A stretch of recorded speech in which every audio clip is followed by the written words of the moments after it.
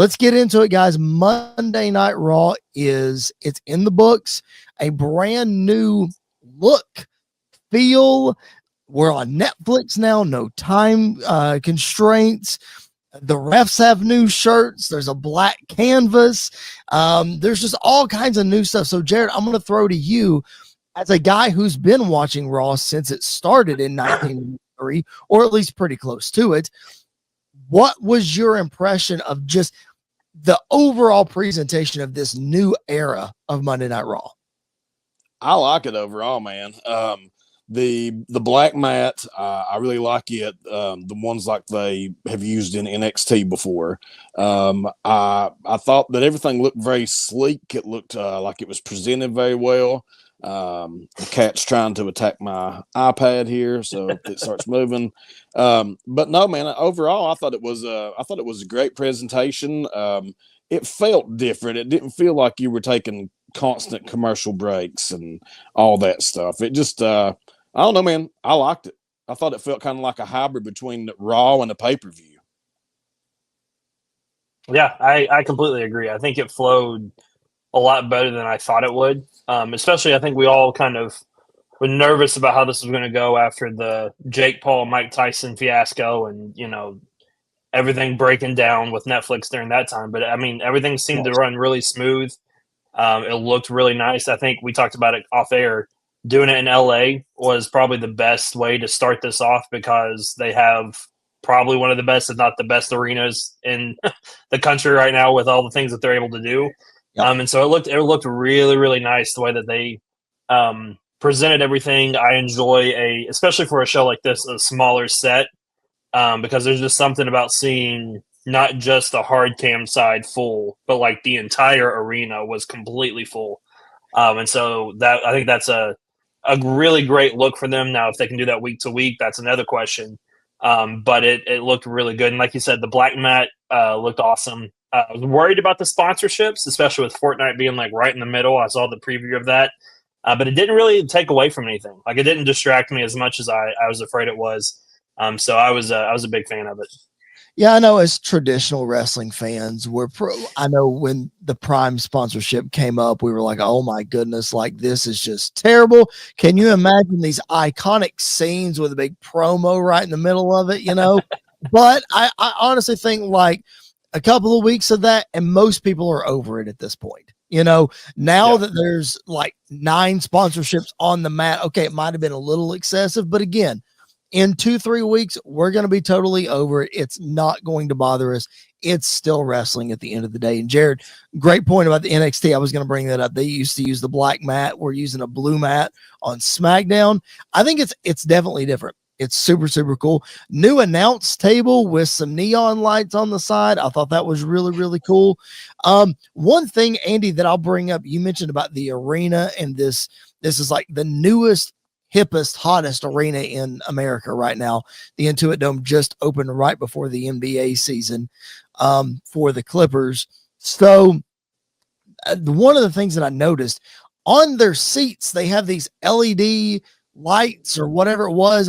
It's on every seat, and they were all red, and they turned yellow at one point for Hulk Hogan, which we'll get to later. But they were all red throughout the night, and it looks super cool. Andy, I think WWE should sell lights like that you can buy at the merch table so that you have that red look throughout the crowd for every show. I thought it was super cool looking. Yeah, I think that would be a great way. I mean, even like a wristband would be something easy, or they could honestly like develop an app on your phone that you can download for these shows where your phone does something like that or your camera does something like that. I think they could do something for that. It looked really, I really like that aspect of it because it just makes everything flow so well together. Jey Uso's entrance when he came out and they had all those going, like it looked amazing. It felt kind of like we talked about. This felt like a Big Four pay-per-view meets Monday Night Raw, and it felt the part. It did the part. It really jumped off on Netflix really well. The thing that we talked about before, though, is like this week was awesome. I'm really curious to see what next week looks like because next week we go back to normal. It's not as big of a card, even though there's some really interesting stuff taking place next week. I'm curious to see how they are able to maintain or what they try to maintain week to week from what they kicked off this week. Yeah, Jared, that's exactly what I was about to throw to you as we look at the presentation of this week. And it was awesome. And it was cool. And it felt like WrestleMania with celebrities and appearances, yada, yada, yada. But next week is coming. We got to do this 51 more times this year. How do they follow that up? What do you think next week looks like? What elements do you think carry over? What new things do we see? That kind of thing. I definitely think I think your entrance will carry over. I think the entrance looks like it was probably specifically made for this.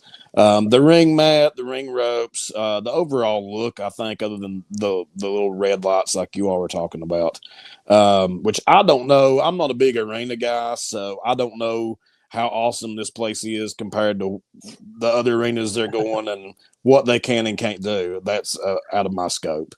But I think it'll go back to having probably a little better matches than we're used to on Raw. But I don't think, of course, there's going to be like a stacked pay-per-view card the entire time. But I think the overall look and hopefully they can keep that importantness aspect going to where at least for the big matches they can feel like something on pay-per-view, or maybe try to not take commercials around the big matches or something like that. Yeah, I thought the commercials really flowed well tonight. I thought they did a really nice job of getting those in because people were wondering where we're going to get commercials on Netflix. What was that going to be like? I know Andy and I were texting before the show, like, are we going to be able to skip them like we used to be able to on TV? Like, can we start later and catch up and that kind of thing? Because a lot of streaming services, once you hit an ad, like it's timed, you can't skip it or anything like that, but you could with this. So I'm curious to see if that changes or if we stick to that model. Either way, Jared, one more quick thing that I want to ask you about, and then we'll get into some other things. The ref shirts, not a traditional referee shirt anymore. What were your thoughts? I like it, man. I liked it. I even liked it whenever they went back to like the retro blue for Saturday night's main event. I don't care about the old referee zebra shirts or whatever. We've seen those for years and years and years. All your other sports seems like that they have updated their outfits, that like their cameramen, their refs, on and on, even their players wear. So I mean, I'm fine with it. Andy, did you have an issue with it? No, not at all. I enjoyed it. I think it looked better, and it's one of those where, like, I think Bully Ray talks about all the time. Referees should definitely be in the background, and honestly, like, wearing those colors on that mat and that background, like, I don't notice the refs as much as I used to. Like, they don't stick out You as can't much. see them, Which, like, you know, in moments like with the tribal combat when they got into it and everything like that, then you're like, oh yeah, the ref's here. Like he got taken out or whatever. Yep. But they did. I mean, I think it does its job really well, and you know, I think it blends in really nicely. That's a great point, Andy. I didn't even think about that. That really blended in and really takes them out of the action and from standing out. And that's a great point.